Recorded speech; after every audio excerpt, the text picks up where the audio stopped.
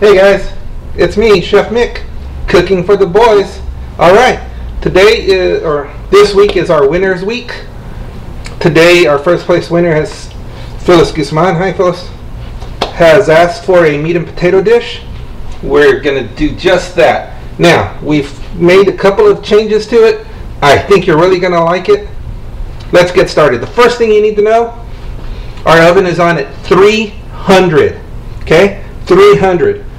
And it's been on for the last 2 hours. We've already got food in here. I'm going to show you what I put in there, and then I'm going to show you what it looks like. Alright, let's go to my work area. Okay, the first thing we made is we started a roast. Okay, this is a beef chuck pot roast, boneless. This is 3 pounds. It's basically what I have already in the oven. So I'm going to show you how I did it to put it into the oven. First thing we need to do is pop this thing open and get it out of here. Alright, now this is a very good size roast, okay? And if it's 3 pounds, that means it should feed 6 people. Okay? When you're adding up how much you need for everybody, you're looking at, on the meat side, you're looking at half a pound per person. Alright, so let's make sure we got plenty of salt on this thing. Okay, flip it over and put salt underneath it also, or else it never gets salted under there. Let's throw some pepper on here. Pepper, pepper, pepper, pepper, pepper, pepper, pepper. Now, you can throw garlic powder. You can throw cumin, like I like to do, which is what I'm going to do on this side. But remember, anything I put on this side needs to go on the other side. I'm not going to use garlic powder. I'm going to use minced garlic. I am going to, cut it up a couple of places like this. Make sure there's places for that minced garlic to go. And I'm going to drop it in there. Look at that. Just like that. Now, what did I say? Whatever's on this side needs to go onto the other side. So this side still needs pepper. It still needs pepper. Pepper, pepper, pepper, pepper, pepper. It needs cumin, or comino, however you like to say it. It needs garlic. What are we going to do? Cut it up in a few places, like this, like that, and let's get garlic all over this bad boy. There you go. It's alright. Use your hands. Get your hands dirty. That's what the sink is for. Okay? The sink is for, there you go. That's beautiful. Look at that. That's going to be a beautiful roast right there.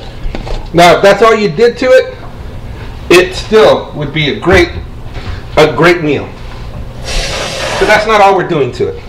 What else are we doing to it? We're adding veggies to it. Okay, in here you'll see carrots, celery, and onion. When you're talking about making a soup or making a soup stock, this combination right here is called mirepoix. M-I-R-E-P-O-I-X. It's one of those French words or something. Anyway, mirepoix. This is what you would use. It is considered the holy trinity of flavor, the trifecta of flavor, whatever you want to call it. It goes in here. This will make this dish even better. So that goes all over here. It's alright. Don't be shy. There you go. Now, don't think this is all you have to put in it. Okay, I have a small bowl because, well, there's only 3 of us that I'm feeding. But you have plenty of room to put something else in it. In this case, I plan on putting some mushrooms. That's right. You can take just the button mushrooms, not a big deal. Slice them in half and throw them in here. Let them get the flavor, okay? Let them get the flavor. Throw as much mushroom as you want on there. This is beautiful stuff. And this is going to be a great roast. And we're still slicing, and we're still slicing, and we're still slicing. Alright, so now we've got mushrooms in here. We've got everything ready, and frankly, that's everything I'm going to put into it right now. Okay, you notice I didn't put any potatoes. A lot of people will put the red or the golden potatoes. I don't have a problem with that. But my potato dish is coming from somewhere else today. So I did not put any potatoes in here today. Look at this. Just the look of that tells you this is going to be a great meal. So then we take foil. Okay, we're going to wrap it in foil. We're going to cover it in foil, I should say. What? I'm sorry. I can't cover it in foil yet because I haven't added any liquid. All I'm adding is water. This is all this is water. Okay, do it all around the side. You don't want to go over the meat because you just finished putting a bunch of stuff on that meat. You don't want to knock it all off with the water. Okay, this is 2 cups, but it looks like it's going to only hold like a cup and a half, and that's all I'm going to put in it. We don't want to put it in the oven without water, even though we'll render a lot of fat and juices out of that roast. It won't be enough to soften all of these veggies. Okay, now we're going to cover it up because we want it to heat up inside and let all the steam cook everything. But that doesn't mean we don't want a little air pocket or two for that steam to escape. Okay, that's all it is. The oven is set at what, guys? 300. It's going into the oven for 2 hours, guys. 2 hours. That does not mean you have to stay here for the next 2 hours. That means I've already had one in there for 2 hours, and that one's going to come out, and this one's going to go back in. All right. Now, why would I pull the other one out if I still have some show to go? Well, the meat should always come out and sit for a good 10 or 15 minutes before we cut into it. You need to let it rest. So I pulled it out. We're going to show it to you. Don't get ahead of me. All right. So now, you've got 2 hours left. What are you going to do until that meat is ready? You're going to prep other dishes because we're never changing the temperature of the oven. That means everything we put in there has to stay a little bit longer to cook. We're cooking on very low heat, and that is good for the meat, but it's not great for the rest of the stuff we're working on. So what's next, guys? It's time for the potatoes. What do you need? Well, one of the things you're going to need is either a mandolin or a grater. I'm using a mandolin. You can do this with a grater also. And on this mandolin, I'm looking for the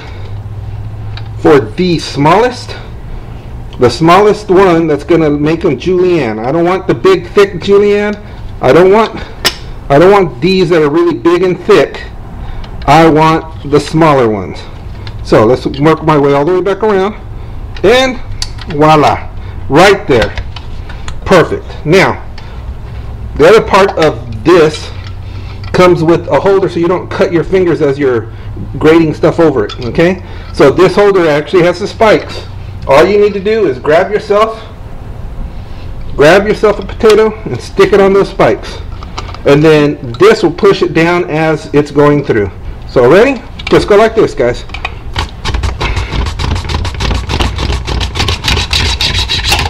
Ta-da! Okay, what did that get us? That got us this right here. That got us this right here. This is not for this. I forgot. Anyway, that got us these things right here, the julienne potatoes. Now this isn't even enough for what I'm going to do. So I can finish out that potato. I'm going to use another potato. Make sure you may need 2 or 3 depending on the size that you use, and depending on how much of crust you're going to need. So let's put them into a bowl just like this. And let's work on another potato really quick. Really quick. As you can tell, it doesn't take long to do this. At least not the julienne part. Okay.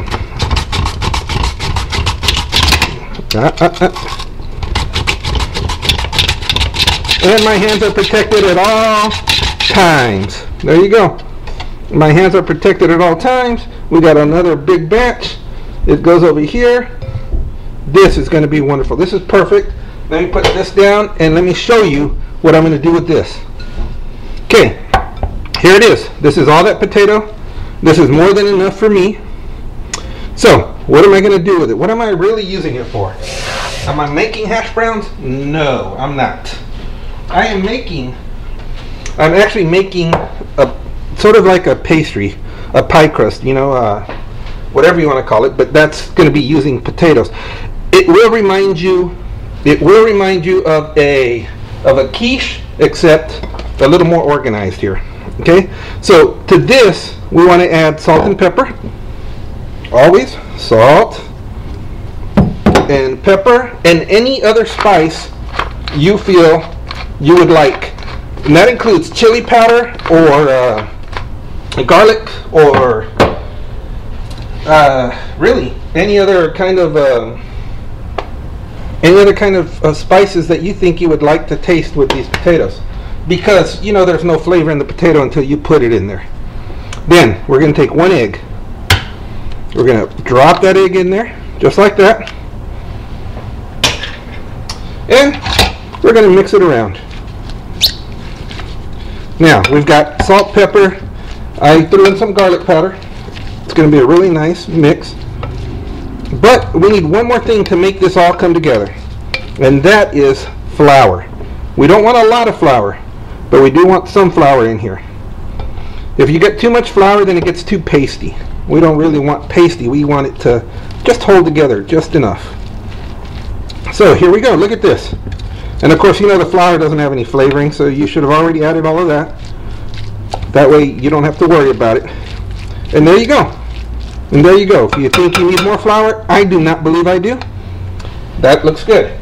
So what am I going to put it in? Well, a while back I made a pot pie, an individual pot pie, so I used this. You can see it's not very big, but it was a perfect size for an individual pot pie. It's a perfect size for this if you want to feed 2 people or 4 people.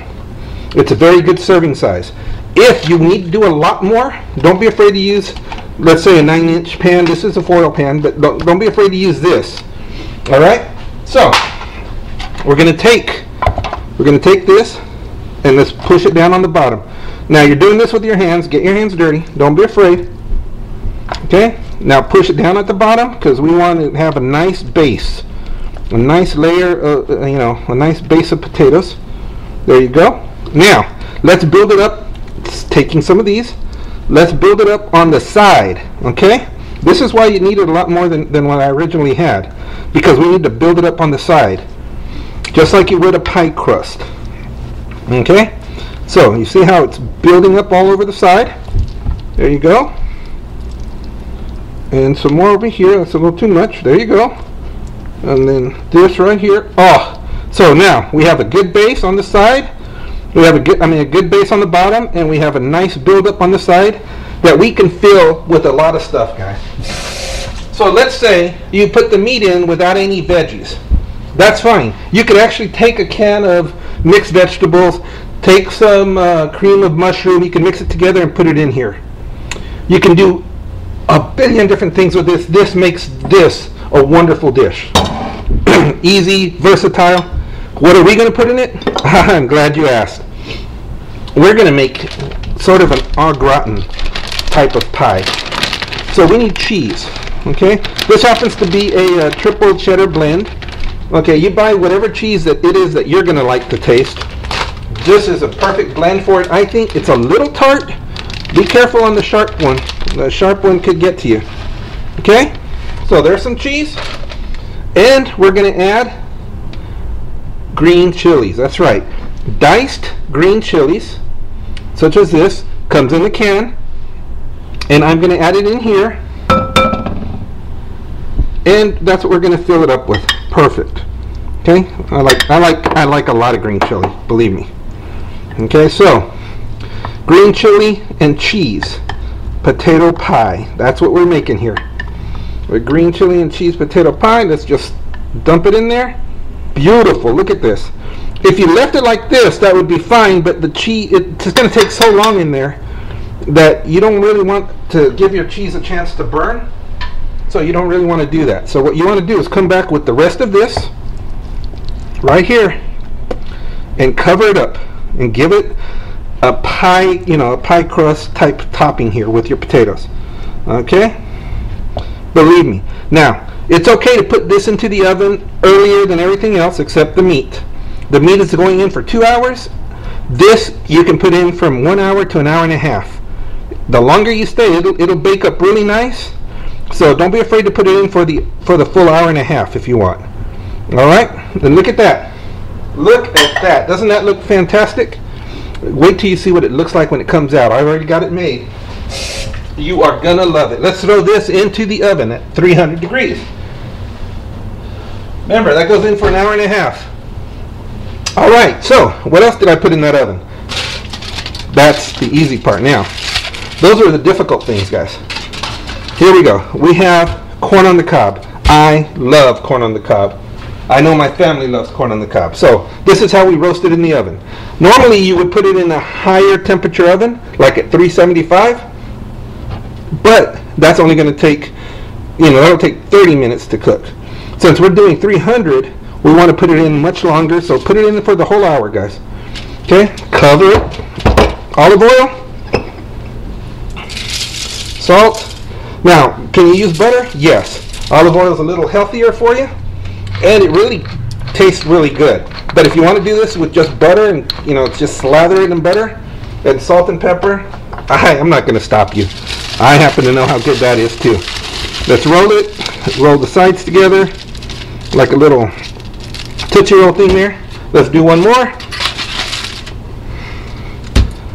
Olive oil. There you go. Salt and pepper, right guys? Olive oil, salt and pepper. We're going to throw this into the oven also. Remember, this can go in, if you want to leave it in longer, that's fine. We're trying not to make it too tough. So that's why I say for 1 hour. But if you want to put this at the same time or right after the pie like I'm doing right now, it's not going to hurt it any, guys. Corn is very strong.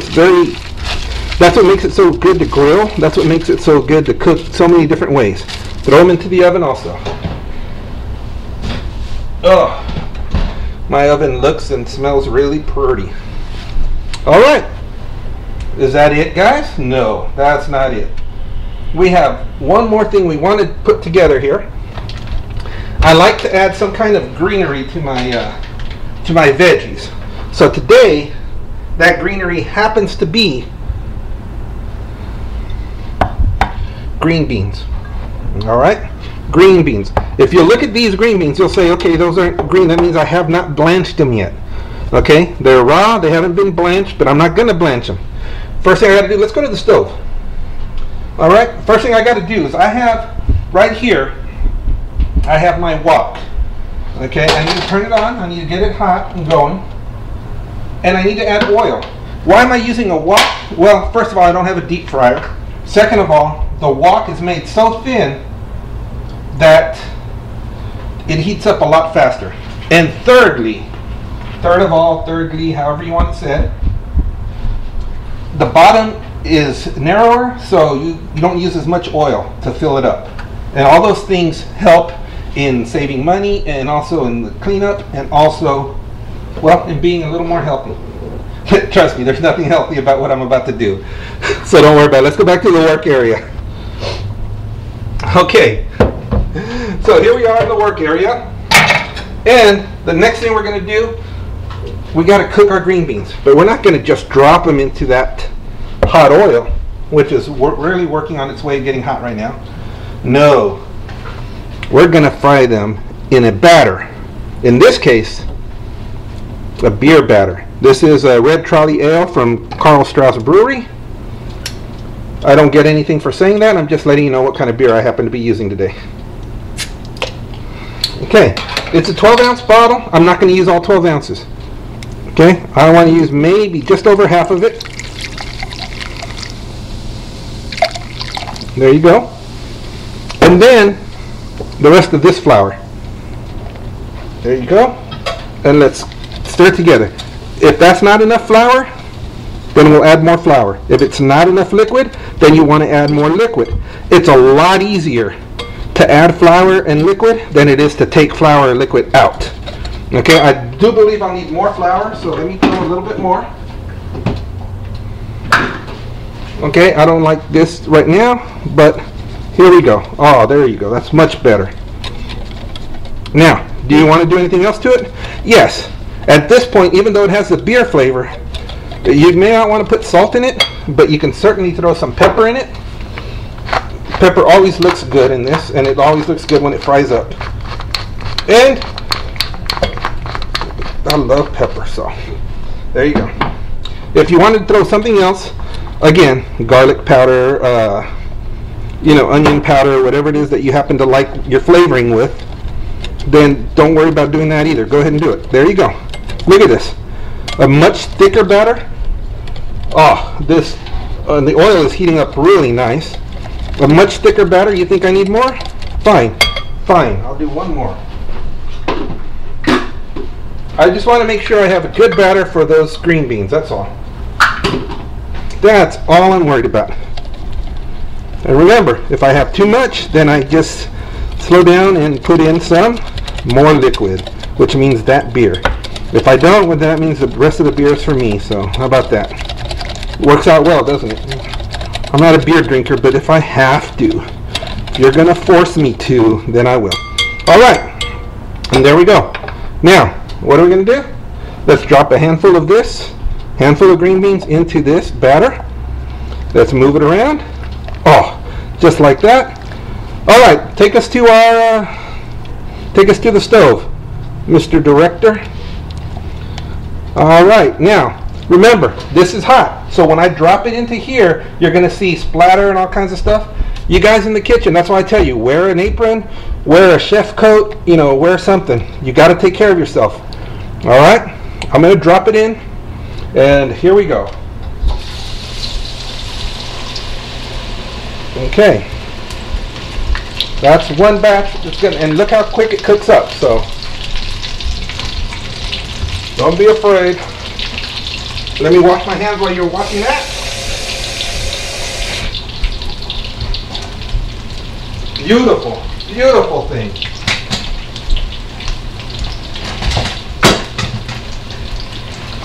And now all I need is a place to empty it out onto.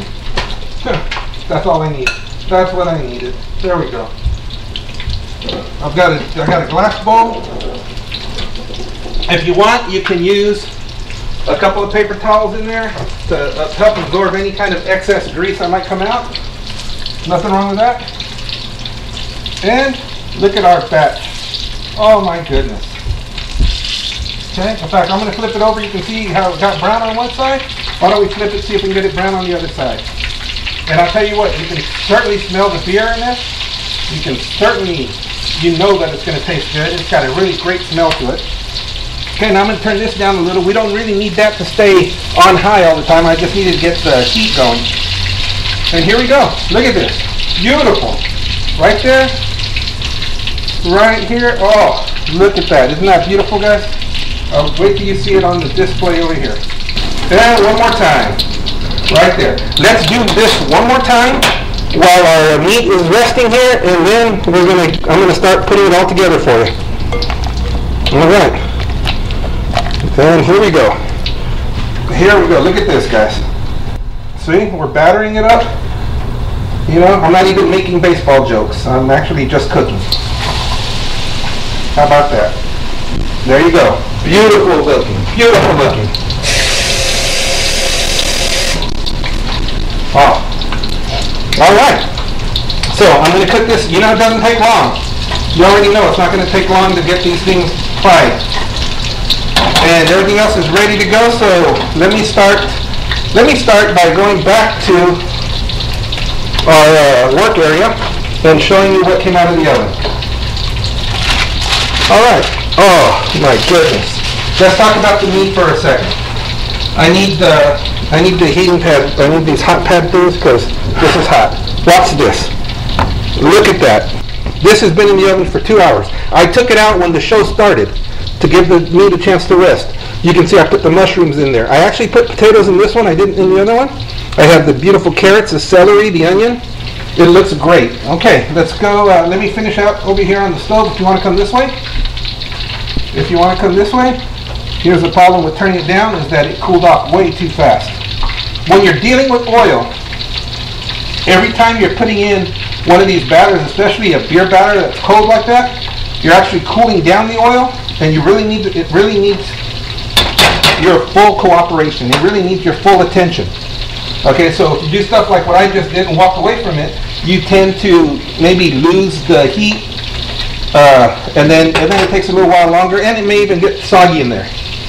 So we need to keep our eye on this.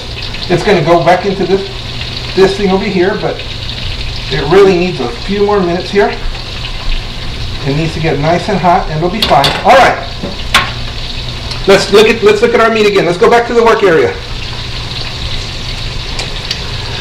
The temperature chart on meat, especially steaks and roast and stuff, says this: if it's 160 degrees internal, then it's well done or above, okay? Or it's more than well done. You want to find a nice big fat part of it, and you want to stick the thermometer halfway in. Don't put it all the way to the bottom. And then it's going to work on its own. Okay, after resting, if it comes to like 150, 155, it's a medium well. If it stays at 140 to 145, it's medium. Let me get my my green beans out of here really fast and turn off my stove.